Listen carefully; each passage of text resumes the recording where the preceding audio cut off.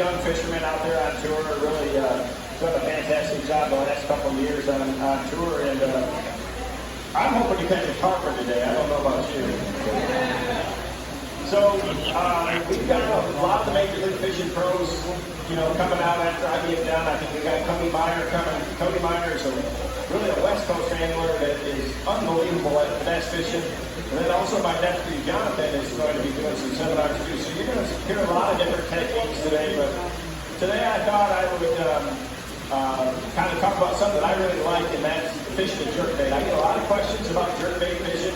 It's a fantastic lure down here in Florida, and it's really a good clear water technique. So, we've got pretty clear water here today, and it does work for a lot of other species. So where I live in Michigan, we do a lot of smallmouth fishing, but we also have a lot of walleye bites. So this is something that I've learned that I can really apply a lot of different places. So what I'm going to do is kind of go through how I like to fish a jerkbait.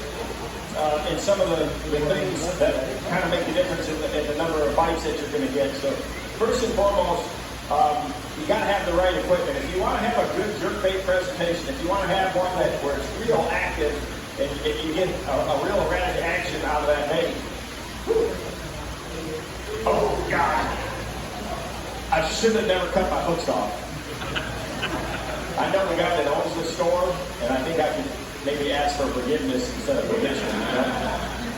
But anyways, so having the right rod and reel combination, just like, for a golfer, you got to have the right club. It's very critical for the jerkbait. And the rod is the most important thing. So I like to use a little bit shorter rod because when you're fishing a jerkbait, you're always kind of doing this downward motion, and you don't want to have a handle that's too long. And they like that. What's great about a jerkbait is that it does imitate a wounded bait fish, and any predator is definitely going to get fired up when they see it. It is, it's pretty important from that standpoint. So having the right rod is going to help you really make a difference in making that bait move real rapidly in the water. So the biggest thing is having something that has some tip to it with a lot of backbone. So I like this is a Lew's custom light. It's a 6 foot 10 inch. It's a medium heavy action. And I've got a Lew's reel on it with a 7.5 to 1 gear ratio. So the gear ratio of the reel, I like to be fast because all I'm using my reel for is picking up slack line. The most important thing that you can learn today about fishing a jerkbait is that you never move the jerkbait towards the boat with your reel. You're always working it with the rod, and you're using the reel to pick up slack. If you want that bait to have that maximum erratic side-to-side dart to it that's going to trigger the fish, you have to fish it with slack in the line, and you cannot reel it the whole time. You can only pull it with the rod and just use the reel to pick up slack, and that's why I like that high-speed reel, because I only got to turn the handle a little bit in between twitches. The next thing is the line that you use. So I use Bass Pro XPS fluorocarbon exclusively for jerkbait fishing. The lighter the line that you use, the deeper your jerkbait's going to go. And we've got different baits. So right now I've got a standard Strike King, my own signature KVD jerkbait. I've got another one in my pocket, and I got the hook spin over in its claw. And I've got a deep diving version here too. So I just choose the bait based on the depth. Now here in Florida, most of the places you're fishing are fairly shallow, or you're going to be fishing it over grass that's coming up higher. So the size of the line that you choose is going to make a big difference in how deep the bait's going to run and the action that it's going to have. Down here, I typically use heavier line, and that keeps the bait higher in the water column. I always want to keep the bait above the fish's line of sight. And again, if you're fishing it over hydrilla or grass, it's really important to keep that bait higher in the water column, so heavier line. Don't be afraid to throw it on 17 or 20 pound test just to help keep it shallower, okay? In Florida, you got to get it shallower in most places that you're going to fish. So I'm going to set it up with that fluorocarbon. Fluorocarbon is real low and stretch, and it really helps me with the overall response to that bait. When I snap the rod, it really makes the bait jump. So the trick is again, you're not moving it with the reel. So when you cast it out there, I'm gonna put a little slack in the line. I'm gonna pop the bait down, and I point it right back at the lure. So it's up, back, forth, always pointing that back at it. So each time it's getting that slack in the line, and Boy, they are. I got to go saltwater fishing with one of these right here. So each time that you twitch it, again, you're just watch the rod, not the bait. I'm popping it down and pointing it right back at it. And that's what makes that bait get that real erratic action, and it really never goes to the same place twice when you're doing it like that. And that's the real key. So most of the time, when I'm fishing a jerkbait and I've got a friend or a co-angler or somebody in the back, if I'm watching, they're usually reeling the whole time, and all the bait does is kind of start and stop in a straight line. And for a really active fish, you might catch a few that way, but you really want that bait to really never go to the same place twice. So these are suspending baits, and they've got a weight in the center. When you catch it, you just never know. I mean, it may turn 180 degrees and point back the opposite direction when you snatch it and give it that slack. And that's the critical component when you're fishing a bait like this, is just make it as erratic as possible.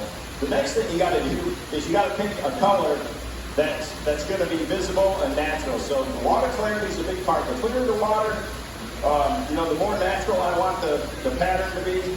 I got a nice white one right here just because, that just never gets old right there. I've got a nice white one here because it's really makes it good for you to see. But in reality, what I would want to do is pick a color that matches the natural forage in the system that I'm fishing. So, a lot of the places, down here it's golden shiners, and maybe bluegill, crappie, things like that. So I'm going to choose a color in real clear water that is natural to the system. Gold is one of my favorite colors in Florida. Gold sexy shad or just a gold black back because of the golden shiners. If the water's a little dirtier, that's where a brighter color like this is really gonna pan out. If I'm fishing it over a lot of vegetation, grass, and things like that too, you want to have something that's real visible. So the flashy colors like chrome and gold are great on sunny days because they give off a lot of flash when you're jerking it. And again, in dirty water or on cloudy days, solid colors like this are going to be a little bit better. But that jerkbait motion is what predators can't handle. It's that very erratic, and I make a long cast, and I'm really going to snatch that rod tip and really make that bait go back and forth, and just try to make it as erratic as you can. You pause a little bit when it's cold, you let it sit there, and those suspending baits will go out. In the tank that's this short, it's really hard to get a great demonstration out of that action. But if you're up here where I'm at, this thing is going 18 inches side to side on the twitches just because of throwing it that slack in the line like that. And that's what makes a jerkbait really special. This is a really effective bait for me. It's something I can cover a lot of water with, and it really activates bass that are neutral or in a negative mood just because they can't help the predatory instinct gets them to go on that. A lot of these saltwater fish, speed is important. So the faster that you work it, or the less pauses that you have, a lot of times that's the more exciting that the fish are going to get from it. I just try to mix it up with different retrieves, always with that slack in the line until I get a good reaction. Or if you catch a fish, then you really want to duplicate that. But this is something that I've used all over the waters in this state. And again, we make different sizes just for the depth zones that you fish. The more erratic that it is, the more the fish tend to really like it. So it's a great technique, one that every angler needs to have in their tackle box, and it's something that I get to use all over the country, and I've had a lot of success with it. The biggest thing is just having clear water. So if you've got clear enough water where they can see it, they'll come for it. If the water's dirty, I'm going to use something different. It's not a dirty water lure or technique. And like right now, the way the wind is blowing out there at Okeechobee, it's really dirty right now. So this is something that is going to stay in the tackle box. You got to throw something that has vibration or displaces a lot of water when it's dirty like that. So throwing a spinner bait or a rattle bait or something like that, when that water gets dirty, helps those fish find it. In clear water like this, it's all about that site-activated presentation, and that's where a jerkbait really can shine. So hopefully something that you learned a few things from today. Again, we got a couple of the other guys that are coming up here in a few minutes. Cody Meyer, again, one of the best fishermen. I can't imagine what he's going to do with all these saltwater fish right here and here with some of the techniques that he's got. He is a master at clear water fishing.